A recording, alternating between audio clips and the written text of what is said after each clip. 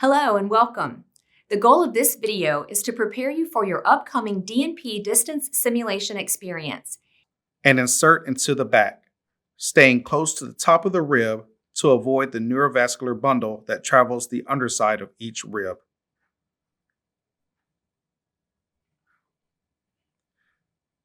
Aspirate frequently during needle advancement. So you will see that you have the vagina here, and at the end of the vagina, you have the uterus. And I'm using my middle finger to measure behind the cervix.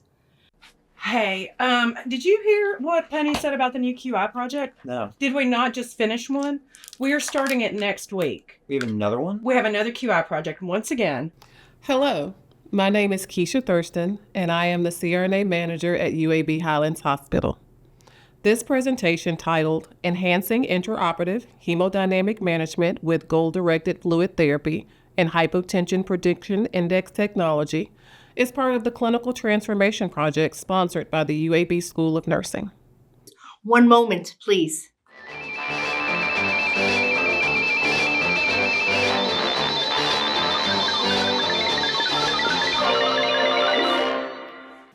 Hey, Miss McAllister, how are you? Good, doing good.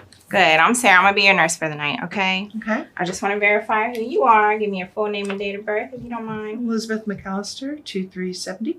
All right. And I'm gonna do a quick assessment on you as well, okay? Okay. In the operating room, preceptors have the unique opportunity to shape not just what learners learn, but how they develop clinical reasoning. Let's say the patient becomes hypotensive, but the learner doesn't treat it or say anything. As preceptors, our anxiety might rise. Is she not paying attention? Does she even know what to do? Is she going to let this continue? Let's change gears for a moment, and I'll ask you a few other questions if that's okay. Do you ever take any over-the-counter multivitamins or herbal supplements? I used to take a multivitamin, but I haven't taken it in a while. Okay. How much caffeine do you drink on a daily basis? About 3 cups. All right. What about tobacco? Have you ever used tobacco? No. Breastfeeding follows the process of supply and demand. If the baby has a demand to breastfeed, then your breasts continue to make milk.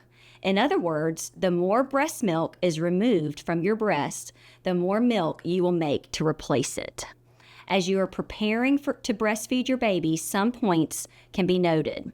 Your nipple anatomy, wearing a supportive bra, using a breast pump, using a nursing pillow, and pacifiers.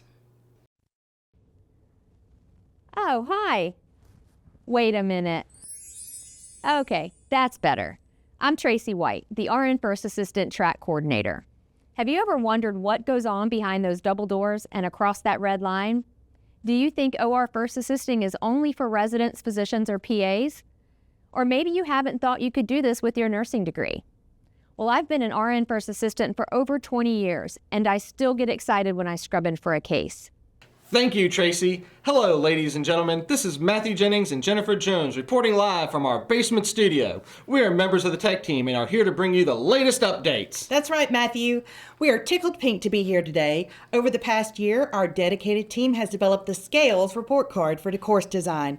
The Scales Report Card will ensure quality and consistency for all our SON online courses. All right, now we have Dr. Patton pulled up here. So let's say hello to Dr. Patton. Hi, Dr. Patton. Hi. I have Mr. Johnson here. I also have a student here, Alec, who's going to be learning with us. Hi, everyone. Hi, Mr. Johnson. Hi, Alec. Mr. Johnson is 64 years old. We are here because he's been feeling dizzy and he's had some sinus drainage. He is still taking his Sinemet, and he has a history of pneumonia, Parkinson's, and sinusitis. All right, well, welcome back to our Faculty Academy sessions. Today, we are going to focus in on the scholarship of teaching and learning, and I have two wonderful guests with me today. We have Dr. Linda Moneyham, our Senior Associate Dean for Academic Affairs, and then Dr. Penny Watts, our Associate Dean for the Office of Technology and Innovation. I got them right. Yes. Yeah? Yes. Okay. We got to find a way to shorten your titles a little bit. Yes. The next test is the 2-minute walk test. Partner, for this activity, you will need the blood pressure monitor, the oximeter, the tape measure, tape, and the 2 scales, the orange and the pink one. But please move the chair that was used during the previous test to the side.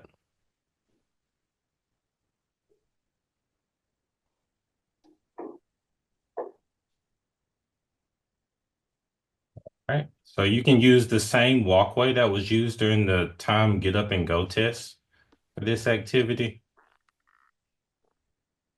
And the purpose of this test is to walk as far as possible or walk as fast as you can without running for 2 minutes. Okay, Alex, I can definitely understand how that can be uncomfortable and painful to check your blood sugar that way, using your fingertips. So why don't we take a look at the supplies that you're using, like your pen and the different needles, and see if we can come up with a different solution. We can even have the diabetes educator come in and show you some different techniques or look at your supplies as well. How does that sound? Sounds good. Okay. Hi, and welcome to a clinical discussion on adolescent healthcare. My name is David House. I'm a certified registered nurse practitioner and an associate professor at the University of Alabama at Birmingham. And today I'm joined by Dr. Samantha Hill. We're going to talk about the care of adolescent patients, focusing on sexual history taking. Dr. Hill, welcome. Thank you. Could you please tell us more about yourself and your background regarding this subject? Sure. So I'm Samantha Hill. I am a pediatrician as well as an adolescent medicine subspecialist. Hello, I'm Dr. Tracy White, inviting you to watch Clinical Pearls on the UAB Nursing Health Network. We provide healthcare information for professionals and the public. One Friday each month at noon Central, we broadcast live, interactive discussions with healthcare experts on YouTube. You can watch the archived videos or listen to our podcast. Clinical Pearls episodes have focused on caring for patients with dementia, diabetes, and heart failure. You can learn more about special issues like COVID, how to care for patients from diverse populations, and using alternative therapies. We've even got a series about how to build a career in nursing. Check out our full catalog using the link below. Intriguing discussions, interesting people. Join us for Clinical Pearls.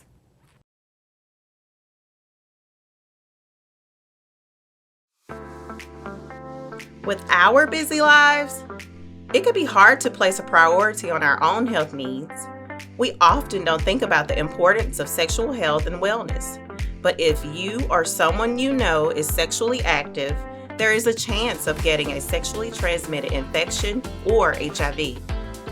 Are you prepared to enhance your sexual wellness?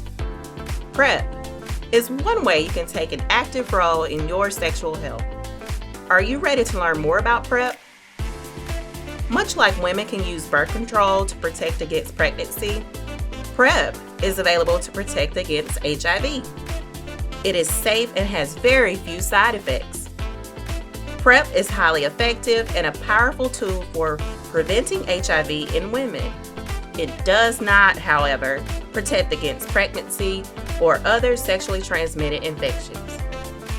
PrEP is safe with most medications and can give you peace of mind that you are protecting yourself. PrEP can be used during pregnancy and while breastfeeding. PrEP comes in 2 forms, a daily pill or injection in the buttocks. Your healthcare provider can help you decide which one is right for you. PrEP can be accessed for free or reduced cost for those with health insurance, or if health insurance is not available to you, your clinic can provide guidance on how to apply to the Patient Assistance Program for help with PrEP prescription costs. Navigating the healthcare system can be challenging, but there are providers here that care about you and can help you. It's your life, and you know what is right for you. We respect and support your sexual health choices and are here to answer your questions. If you want to hear more about PrEP, speak with any staff member and they will connect you to a PrEP team member who can answer any additional questions you may have. You can also contact the PrEP team at 205-614-6182.